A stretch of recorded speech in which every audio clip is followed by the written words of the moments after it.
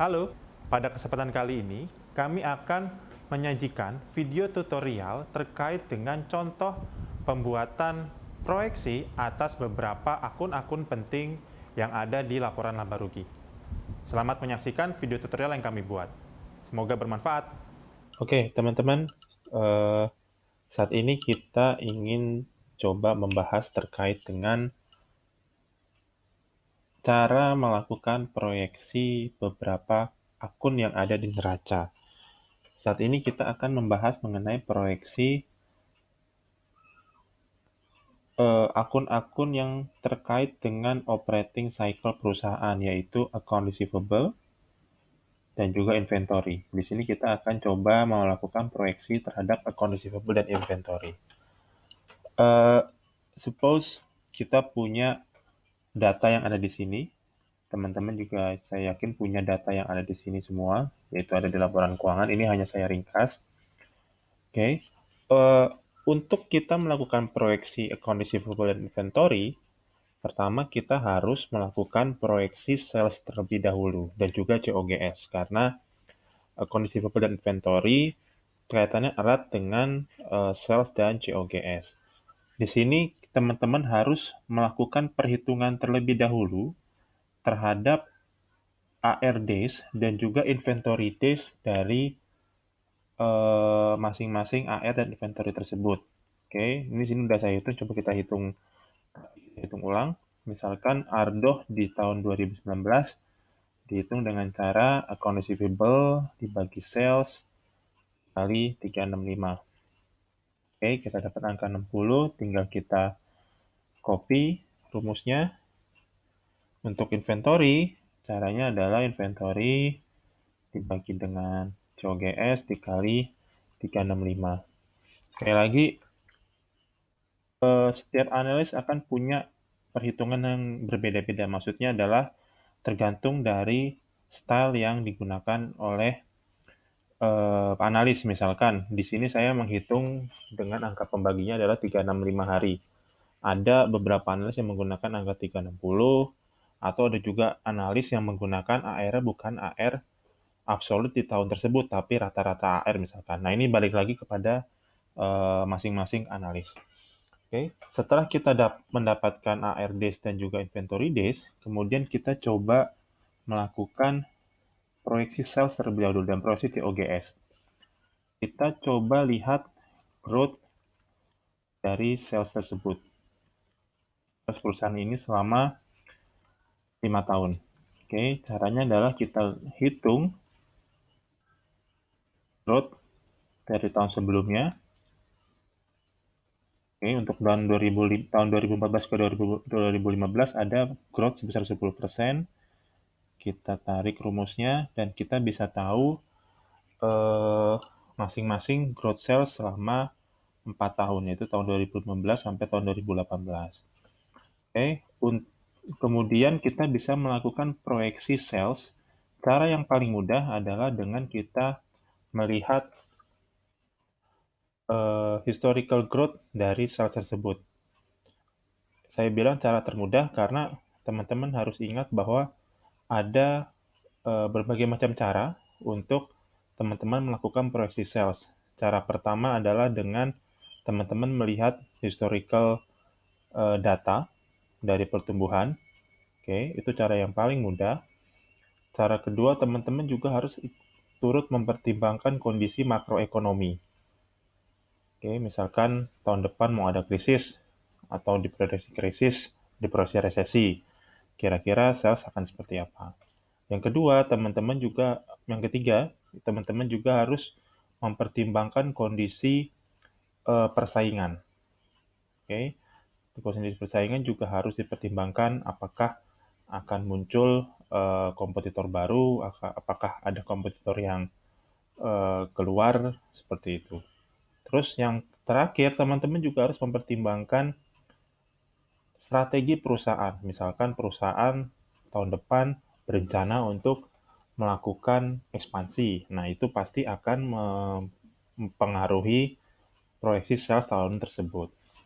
Oke, kita proyeksikan salesnya. Sorry, ini tahun 2019 harusnya. Oke, kita proyeksikan dengan cara yang paling mudah, cuma sekali lagi ini bukan sebuah eh, template ya, jadi ini hanya untuk kepentingan untuk video ini, saya pakai average dari rata-rata growth selama 4 tahun.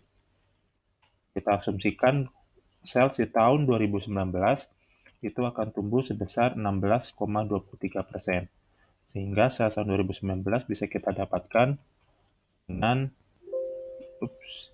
dengan menambahkan sales 2018 kita tumbuhkan sebesar 16,23%. Itu dapat angka proyeksi sales sebesar 105.767. Oke, untuk COGS kita harus melihat komposisi COGS per sales dari selama 5 tahun, selama periode historical.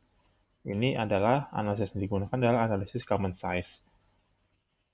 Kita hitung COGS per salesnya, ternyata di angka 60% dan relatif stabil, sehingga kita bisa untuk data yang seperti ini kita bisa eh, mencari rata-rata karena angkanya cenderung stabil. Oke, kita bisa cari rata-ratanya untuk kita proyeksikan untuk tahun 2019. Proyeksinya adalah COGS per sales tahun 2019 adalah 60,8%. Oke, nah teman-teman perlu perhatikan bahwa saya bisa menarik kesimpulan bahwa COGS per sales diperkirakan sebesar 60,8% dikarenakan selama tahun historis COGS per sales nilainya cenderung stabil. Tapi teman-teman jika tidak punya data yang seperti ini, misalkan datanya fluktuatif, teman-teman harus melihat ke masing-masing CALK. Kira-kira apa yang menyebabkan COGS-nya tidak stabil. Sehingga teman-teman harus mendapatkan kira-kira angka yang stabil itu ada di angka berapa. Sehingga teman-teman bisa melakukan proyeksi dengan menggunakan angka tersebut. Oke, nilai COGS per salesnya sudah kita dapatkan, sehingga kita bisa menghitung COGS tahun 2019. Itu dengan cara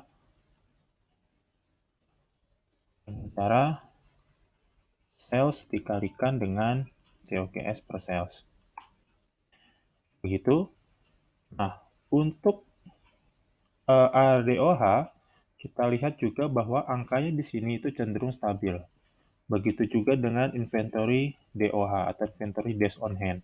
Angkanya cenderung stabil, sehingga kita bisa gunakan nilai average dari angka ARDOH dan inventory DOH untuk memproyeksikan nilai ARDOH dan inventory DOH di tahun 2019.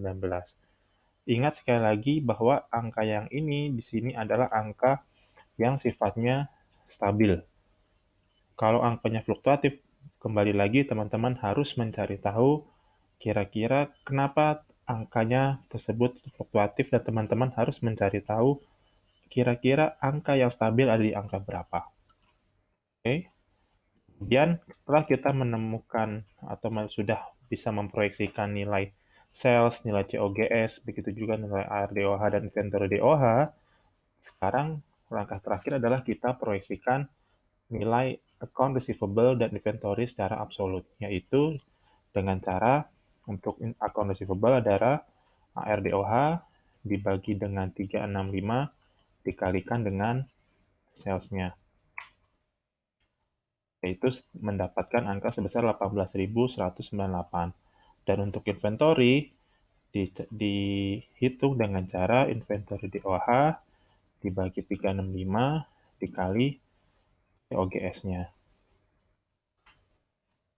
Oke, begitu cara kita untuk menghitung proyeksi operating account atau akun-akun yang terkait dengan operating cycle perusahaan.